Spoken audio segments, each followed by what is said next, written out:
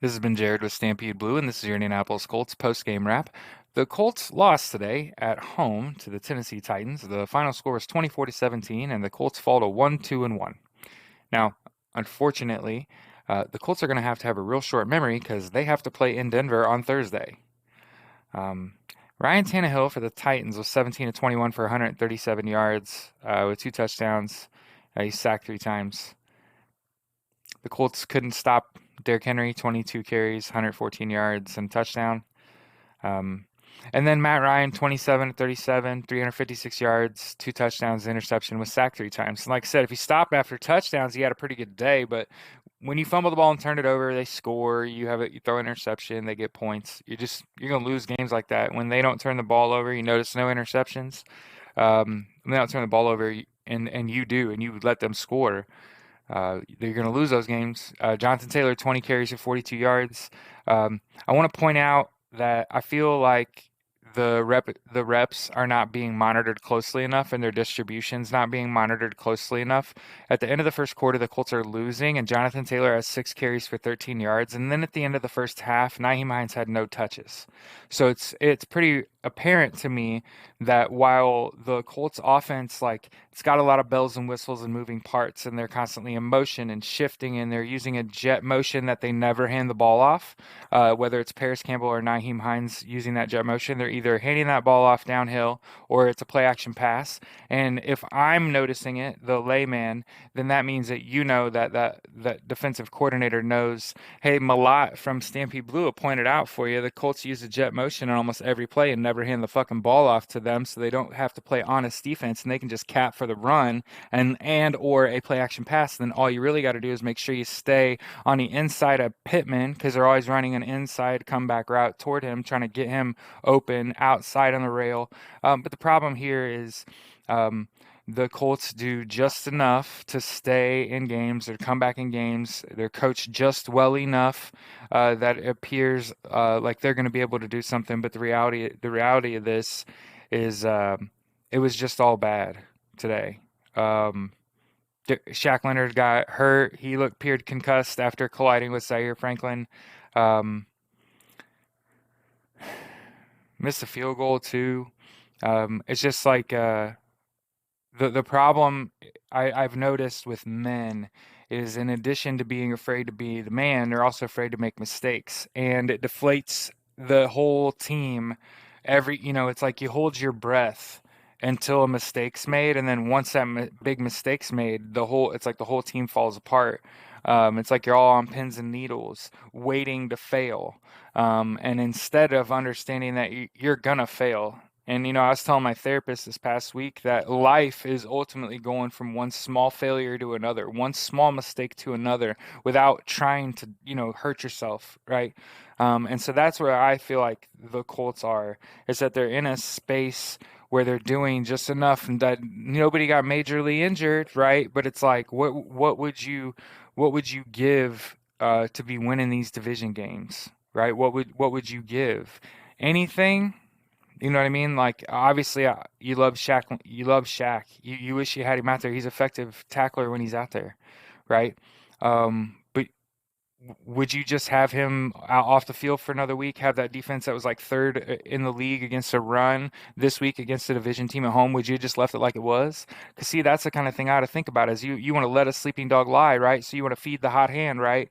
So these are the kinds of things that I think about. Right. And I would also argue against myself. In the second half, late, Naheem Hines gets a catch on a little ball out to the flat and immediately gets tackled. And I thought maybe that's why he's not getting a ball. He doesn't look as quick as usual. Maybe he's a little dinged up, right? But he's a football player, right? And I want to also make sure I always point that out, especially when it comes to skill players, is that there's a lot of football players that even if they're not 100%, they'll still play, as opposed to there are guys that when they're not 100%, when they're not feeling it, they're not going to play. And that is probably why, it's probably why guys aren't getting the ball.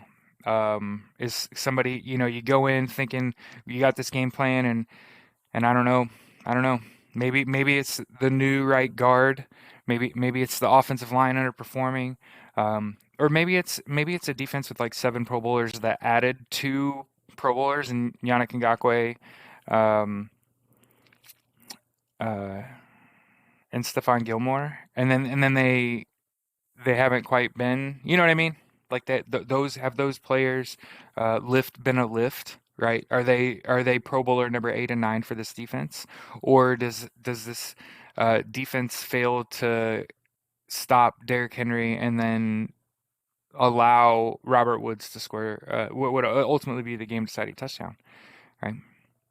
So if you like the content I produce, please subscribe to my channel. Have a great rest of your week. Stay safe out there. One of the things I've learned is don't tie your enjoyment, of the game to the outcome. And remember that, especially in an outcome that you have no control over, that you don't want to derive happiness from a victory, and you don't want to become sad after a loss. It doesn't affect my day, right? I wish they were better coached, right? And when you win, it's because the players did what the coaches, right? The players played well, right? Well, when players don't play well, they come out flat every week. That's a coaching thing in every sense of the word, and that's a problem that has to be fixed, or you've got to get a better motivator in there, right? Somebody that can get a team up and get them ready for a football game, so that you're not crawling back into games every week, because that's soul wrenching. When you're always trying to come from behind, and you know what I mean, you've dug a hole for yourself. You don't ever have to do that. You could put guys in better spots, play call better. My least favorite thing is on the first down, you go ahead and throw, and it's incomplete. So now it's 2nd and 10, and you line up in a formation that says, "Hey, we're gonna throw," and you hand the ball off, and it just gets stuffed too. So now it's like 3rd and 10, 3rd and 11, and I'm thinking, like, if you were so committed, right, to throwing the ball on first down, even though you have like a leading rusher in your backfield, you're priced into pretty much like throwing it on 2nd down and trying to get a few yards back.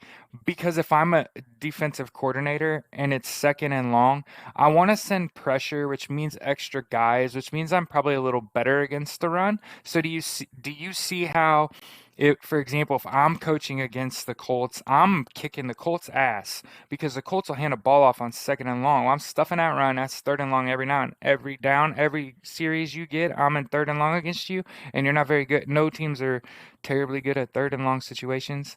So you see how the Colts just keep putting themselves in beatable situations, and it doesn't help when Matt Ryan has 2 fumbles and loses one. Jonathan Taylor has a fumble and loses one. Can't be turning the ball over. When I was coming up, that was indicative of you not caring. Although I'd argue that these guys care a whole bunch, so maybe they care too much. And then that's a problem too. So it's like we're not managing these guys' egos. We're not managing their numbers, And like I said, it's just real weird for me. If you go to ask like Frank Reich, did you know that at the end of the first quarter, for example, Jonathan Taylor had 6 carries for 13 yards? Did you know, for example, Frank Reich, that at the end of the first half, Naheem Hines had not a touch? But you don't hear people asking him these questions and like expecting it to change. It's not going to change. That what you see is what you go and see. Some semblance of that every week.